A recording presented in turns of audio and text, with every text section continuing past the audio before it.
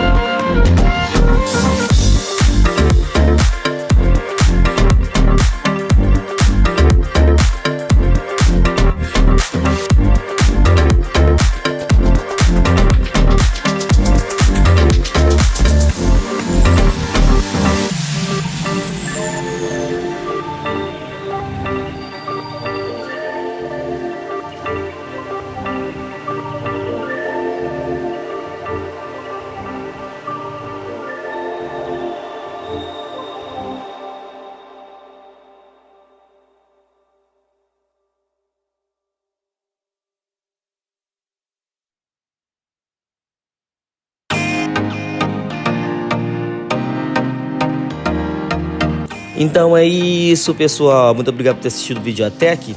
Comente aí o que você achou do vídeo. Assista os outros vídeos que estão aparecendo pra você aí no card. Valeu, tchau, fui!